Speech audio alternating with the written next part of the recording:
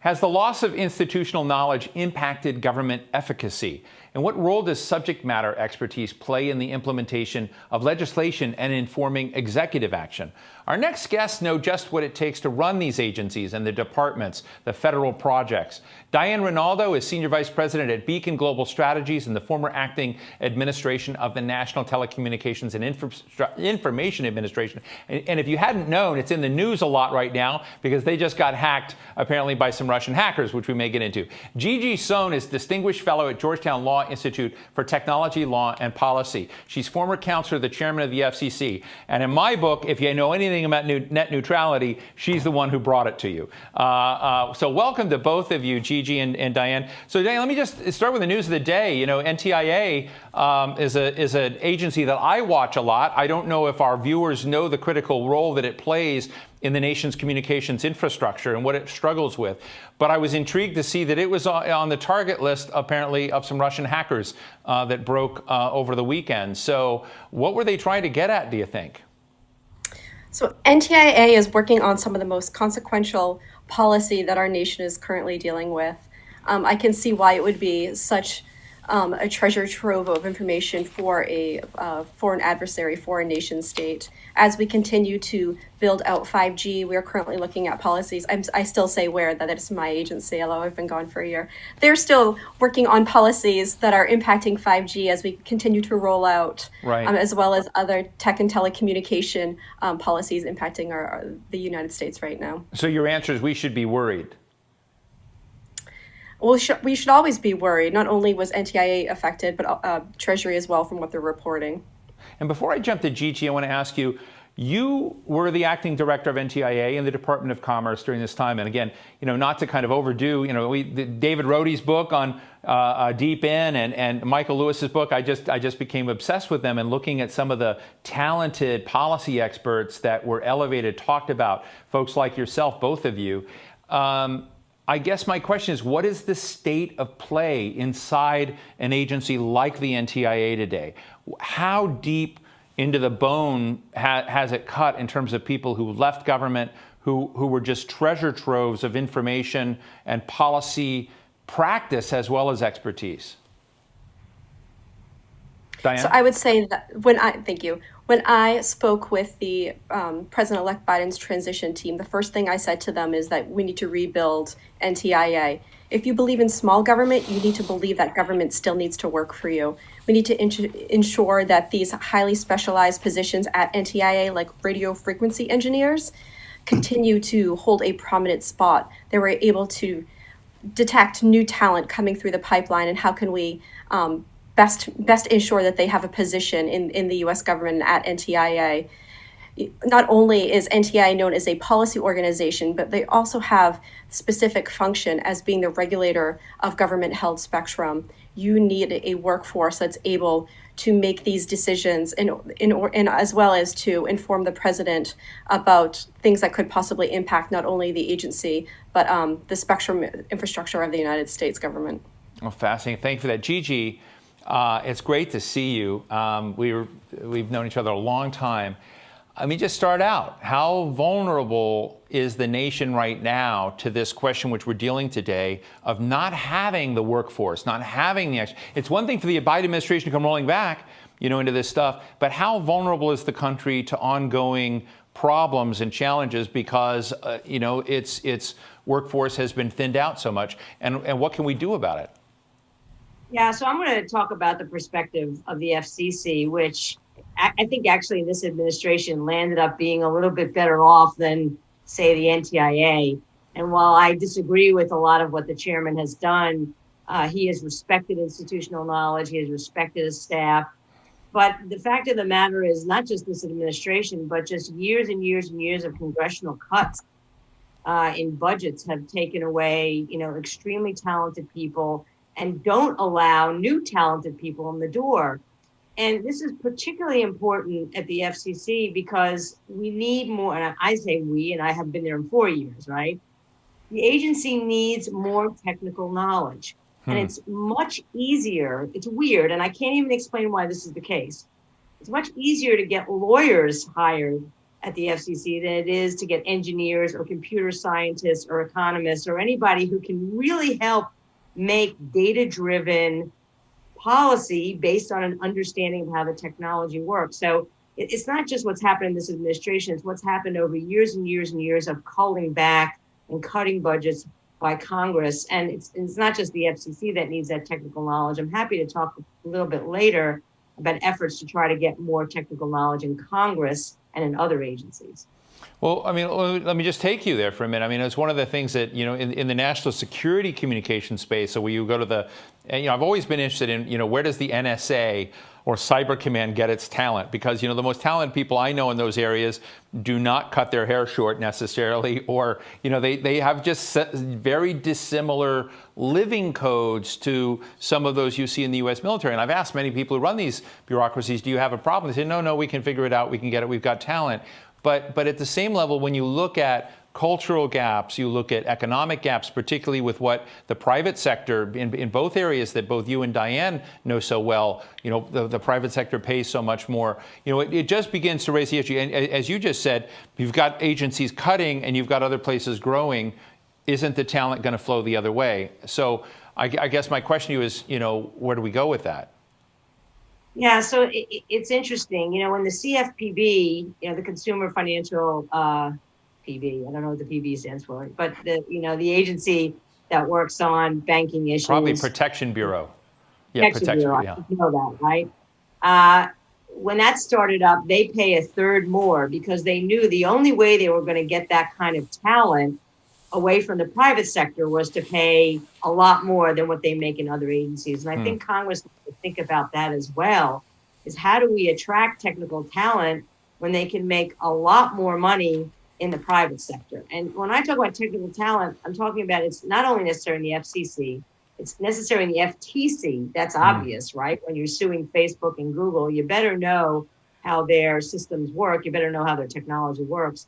You need it, I think, in basically every agency that that has any kind of technical component to it. Obviously, when you're talking about cyber and intelligence, you need that as well. So you got to pay more. The scale now makes it very, very difficult for somebody to resist private money. The good news is I'm hearing from folks that I never would have thought would even consider going into government, like very libertarian people who, when I went into government, said, how's that going to work? Now really itching to go to government, feeling that they're called to public service. So that's the promise I feel right now. I just hope that the incentives are enough to allow those folks to actually serve. Thank you for that. Diane, if the Biden team, I don't know if they have asked you to come back, but if they asked you to come back to set the NTIA house in order, would you go back? So NTIA is the best job I've ever had. I'm pretty happy where I am right now, but I'm always happy to assist my old team. They're amazing. And as Gigi said, we need to figure out ways how to incentivize people. It's not just money. It's about leadership. It's about giving them a reason to get up in the morning and to get excited about work. People that come to DC, it's not a career choice, it's a lifestyle choice. People are here because they want to make a difference and they want to get their hands into policy. We need to make sure that happens. We need to identify young people and give them a mentor. How can we grow them in the system? Coming to DC and working in the government is the single best education that I've ever had. And these are things that need to be communicated to college students. One of my friends, Diane, who helped inspire today, and I'm going to be talking to him, is Brian Hendricks of Nokia, and I just said, can we have a talk on bigger issues rather than just somebody chasing something? One of the areas that he's been out there talking about is rural connectivity, urban connectivity. It comes up a lot. Gigi Sohn and I have been talking about it for really 20 years of how do we get an inclusive, connected broadband out there. Gigi's been tweeting, that you've got very good distribution today of platforms, computers and phones and whatever, notebooks to kids in places around the country, but the broadband access is a problem. So I read your tweets, Gigi, but my question to you, Diane, is when you kind of look at that arena, Brian is raising an interesting thing. He says the way in which funding bills come up almost kneecaps the process, because once you get that funding in place, you can't get the outcome for 12 months. You can't get it for another year. These are parts, we all think that policy people can wave a wand and get it done. And I just would like you to convey for a moment, just tell us all your frustrations of connecting the country. And if you could fix everything that needed to be fixed by way of funding, policy deals to solve our connection problems in the nation, what would you do? Well, I know we only have a couple of minutes left, but I do believe, as we build out 5G, it's going to make a huge impact on these more rural communities.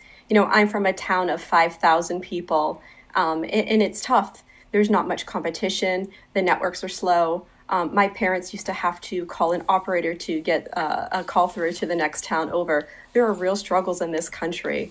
And I think it's important that the agencies, the technical experts within the agencies, are able to communicate these issues to Congress. When Congress writes legislation, they typically keep things a little bit vague, knowing that an agency will help be able to build out the process. So we need to ensure that these things are happening before the bill's even passed into law. And so they're getting the expertise to help them tighten the language as much as possible to ensure that we can hit the ground running and that there's no lag time. Thank you, Gigi. Go ahead, Gigi. If I can weigh in here, I think the way you get to 100% connectivity is it's got to be all hands on deck. It's got to be federal, state, local government. It's got to be philanthropy. And by the way, and I want to diverge into that in a second, it's got to be industry. It's got to be consumer advocates. Federal government is not going to do it by themselves. Even if you solve the budget problem, right. Everybody's going to work collectively together to get this done. And let me just talk a little bit about philanthropy. Steve, as you know, since I was one of New America's first funders, I worked at the Ford Foundation before I founded Public Knowledge. And they are right now seriously doing an amazing job funding folks, technical folks, to learn policy and then getting them in positions in government. My understanding is that there's going to be dozens of folks that went through this pipeline. And pipeline is so important. And it's not only important to get technical people in policy, it's important to get more people of color in policy and more people of color in technical spaces. But they're going to put dozens of people in this new administration in the positions we were talking about before. So I think the philanthropic community, I've been approached by many philanthropies and also just very, very wealthy people that want to do something about this connectivity problem. And the way they're getting involved is by marrying technical expertise and policy expertise. That's how we're going to get it done. I think it's really important. When I look at Ohio, West Virginia, Kentucky, Pennsylvania, there are these places, particularly in the Appalachian region, but not only there, where like a quarter of the kids in Ohio are not broadband connected. It's just incredible that in this day and age, that is the case. But let me just ask you, just as we wrap up, one of the other areas, we've talked a little bit about 5G, and I remind everybody, 5G is not just the next G. It's a giant leap in terms of data processing. It will create the backbone for the Internet of Things, AI, so many other dimensions to how we manage big data. So it's really a placeholder for all the cool stuff coming down the pike. And what it does is it sounds like a super turbocharged place of opportunity for those who are connected. It sounds like a way to get really left behind if you're not connected. So I'm just interested, the battle of the last decades, Diane and Gigi, was really, in my view, in your world, net neutrality and maybe connectivity. But what's the next battle going to be as we bring on 5G and all it means? What are the next dividing lines of battles you see out there? Diane? So battle lines right now, I'm just looking at the 5G economy, the positive end of what's going to happen with 5G. I also think it's really going to pull up rural America as well with greater connectivity. It's going to give industry a reason to build out in the more rural areas. If you have smart agriculture, you're going to see growth in the more Midwest portions of the United States, and with that comes additional capacity that can be used for in-home broadbands. As we move to the digital of everything, there will be issues with privacy, data control. So these are some of the issues that we'll see ahead. But with issues, there's progress shortly behind. So I have great faith that we will be able to come together in order to see our country move forward on these important issues. Cool, Diane. Gigi, how about you? How do you see this next battle? You were such a gladiator in the battle. So what are you preparing for next? Look, I'm preparing for affordability because that's what it's about. Look, I don't want to be the skunk at the 5G party. There hasn't been a case made for consumer uses. It's all about enterprise, Steve, as you mentioned, smart cities, smart cars.